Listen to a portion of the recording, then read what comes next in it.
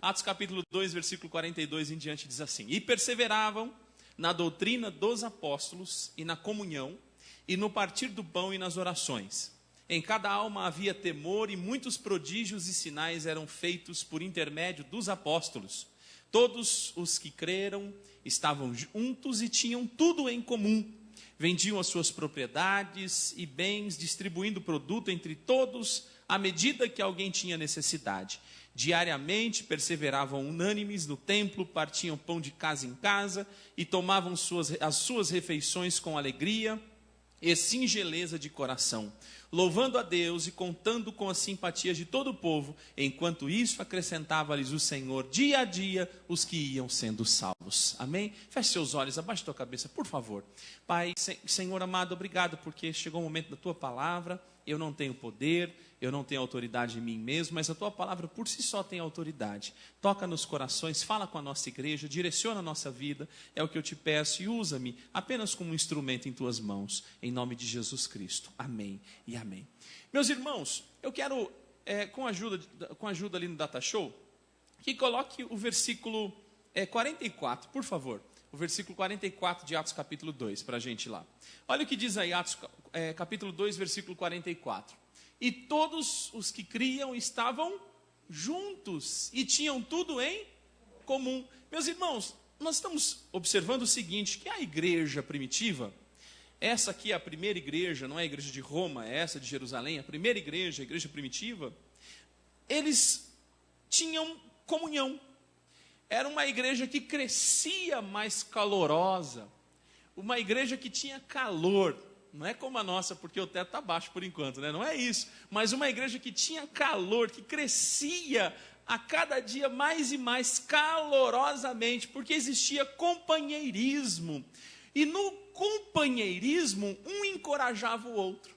É tão gostoso quando a gente volta para casa. Quem gosta de voltar para casa? Eu gosto de voltar para casa. Eu trabalho o dia inteiro, eu chego tarde em casa todos os dias. E quando eu estou chegando perto da minha casa, chego na portaria, estou entrando, já estou dizendo obrigado, Senhor, cheguei em casa. É tão gostoso estar junto de quem quer estar junto de você. Já parou para pensar nisso? É gostoso estar perto de quem gosta de estar perto de você. Essa pessoa que está do teu lado gosta de estar perto de você, por isso que volta aos domingos. Gosta. Eu vejo nos detalhes. O nosso coral hoje não está aqui, mas eles estavam unidos, estavam entusiasmados. E o irmão Hilton até meio, pastor, mas vai ser domingo, será que a gente vai? Eu falei, irmão Hilton, vai. E eles estão juntos, estão unidos, e daqui a pouquinho a gente vai descer para estar juntos com eles lá, porque a gente gosta de estar o quê? Pertinho um do outro. Uma igreja que encoraja individualmente os irmãos, os membros, é uma igreja que cresce mais calorosamente. É uma igreja que tem calor, que tem companheirismo, que tem encorajamento. É uma igreja em que os membros têm vontade de se relacionarem. É uma igreja em que as pessoas vivem bem e nós formamos uma grande família. É o que Jesus quer. Existe um apoio emocional um ao outro. Às vezes você não sabe, mas seu irmão saiu de casa, teve um problema com o filho, às vezes teve um problema com a esposa, com o marido, às vezes até vem para a igreja, um com o bico de um jeito, outro vira um para um lado, para o outro, um quer sentar num canto, outro em outro, não que necessariamente quem senta de um lado do outro estão brigados de forma alguma, às vezes vem assim, e daqui a pouco a palavra vem, os cânticos, daqui a pouco já começa a sair, sumir aquele biquinho, já começa a sair um sorrisinho, daqui a pouco já está pegando no ombro do outro, no braço, já sai daqui alegre, chega em casa, e o que a gente mais gosta de fazer? Comer, não é? Chega em casa, se alimenta e vai dormir, graças a Deus. Outro ensinamento, eu queria que colocasse para a gente o versículo 42, versículo 42. Versículo 42, olha o que diz aí. E perseveravam na doutrina dos apóstolos. Olha que interessante, do que nós estamos falando? Nós estamos falando de uma igreja que era madura, de uma igreja que tinha maturidade.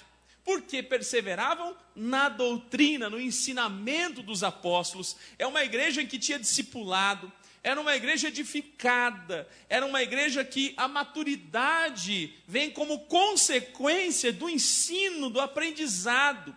Nós tínhamos membros maduros naquela igreja. E quando a gente fala disso, nós estamos preocupados com o nosso andar, a nossa forma de andar, os nossos princípios para viver. Sabe onde a gente aprende os princípios para o casamento, princípios para o namoro, princípios para o noivado, princípios para ser pai, princípios para ser mãe, princípios para orar, princípios também para pregar e princípios para nos relacionarmos aqui. É através do quê? Da doutrina. Na palavra de Deus nós encontramos maturidade. Rapidamente, eu quero que você veja o versículo 46. Versículo 46. Versículo 46.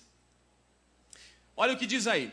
E perseveravam unânimes todos os dias no templo, e partindo o pão de casa em casa, comiam juntos com alegria e singeleza de coração. Sabe o que está escrito aqui? Que essa igreja era uma igreja que adorava a Deus, era uma igreja que exaltava o nome do Senhor Deus, tanto no templo como também em casa. Olha que maravilha, nós estamos falando de uma igreja que exalta a Deus, que adora, que glorifica o nome do Senhor. É uma igreja que os que observavam de fora, aqueles que nem gostavam deles, mas ao observar de fora diziam assim: existe um povo alegre, e esse povo se reúne todos os dias no templo e em casa, e eles comem junto com alegria e singeleza de coração. É um povo que agradece a Deus, que tem alegria, que exalta, que adora o nome do Senhor. E quem não encontra força para viver quando juntos adoramos a Deus? Eu encontro.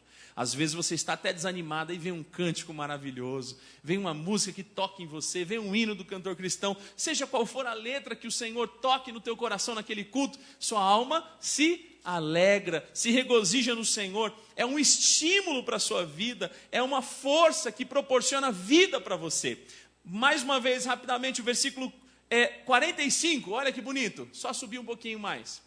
E vendiam suas propriedades, todos comigo, e vendiam suas propriedades e bens, e repartiam com todos o produto. O meu diz o produto, ali só diz com todos, segundo cada um havia de mister. Na minha Bíblia diz assim, segundo, ou diz, à medida que alguém tinha necessidade. Sabe o que está dizendo aqui? Que essa igreja equipava o outro. Era uma igreja que supria a necessidade do outro. Era uma igreja que servia o seu semelhante. Era uma igreja em que cada membro era um ministro, cada membro era um servo. Cada integrante da igreja de Jerusalém se preocupava com a vida do seu irmão, não no sentido de fofocar da vida do irmão, mas no sentido de preocupação com o bem-estar do seu irmão. Era uma igreja que trabalhava, era uma igreja que tinha função, tinha funcionalidade, era uma igreja que tinha consciência social. É o que Tiago diz, não adianta só ter fé e você não ter obras, é necessário andar com as duas, fé e obras. É claro que a fé antecede as obras, mas as obras significam que em você existe o quê? A fé. Ontem nós estávamos no evento e teve o Zakimi, o Dr. Zakimi fez um exemplo, eu guardei aquilo na minha mente, de um barco. Uma pessoa entrou no barco e olhou, 2 remos, vocês talvez conheçam essa ilustração. Em um remo estava escrito fé, e no outro remo estava escrito o quê? Ação. E aí, andando naquele barco e tal, e aquela pessoa que se predispôs a fazer com que aquele barco atravessasse de um lado ao outro, para e pergunta, por que um remo seu está escrito fé e o outro remo está escrito ação? E esse que estava pilotando o barco disse assim, olha, se eu ficar com um remo só, que é o remo da fé, movimentando, sabe o que vai acontecer? O barco fica girando. Se eu usar também só o remo da ação, o barco fica girando, mas se eu utilizar os dois remos, o remo da ação e o remo da fé, o que acontece? Chega do outro lado do rio. Então essa igreja entendia, essa igreja percebia que o seu objetivo não era só ficar de casa em casa, todo dia no templo, mas era uma igreja que supria a necessidade uns dos outros. O último versículo eu encerro agora, 47. Olha o 47, para vocês não se cansarem comigo. A parte B diz assim, enquanto isso, e aí diz, e todos os dias acrescentava o Senhor à igreja aqueles que se haviam de salvar. A minha diz assim, enquanto isso, acrescentava-lhes o Senhor dia a dia os que iam sendo salvos. A pergunta que eu sempre faço quando leio esse versículo: quem é que acrescentava a igreja do Senhor? Quem é que acrescentava? Era a igreja que acrescentava ou era o Senhor? Era o Senhor. Você imagina uma igreja que tinha essa intimidade com Deus, uma igreja que ganhava almas, uma igreja que experimentava Deus, que se reunia de forma familiar, que também era uma igreja que ensinava os seus membros, que tinha consciência social. Não seria diferente. O meu texto diz assim, ó, louvando a Deus, logo no começo ali, ó, e caindo na graça. O meu diz assim: e contando com a simpatia de todo o povo. Irmãos, os nossos vizinhos, os nossos amigos, parentes, as pessoas que estão conosco na empresa, na faculdade, em todo lugar, precisam ter o quê? Simpatia por nós. Falar: puxa, essa pessoa é simpática. Olha que pessoa maravilhosa, eu tenho vontade de andar no mesmo caminho dela. Eu tenho vontade de ir no lugar em que ela vai. Eu tenho vontade de caminhar no mesmo trilho, no mesmo caminho, na mesma, como diz aquelas trilhas, né? Na mesma trilha que essa pessoa caminha, eu quero andar junto. E é o que o Senhor fazia, uma igreja que evangelizava. Era uma igreja em que o texto diz que todos os dias acrescentava o Senhor. Irmãos, aqui não está dizendo que essa igreja ganhava uma alma por semana. Aqui não está dizendo que essa igreja ganhava uma alma por ano.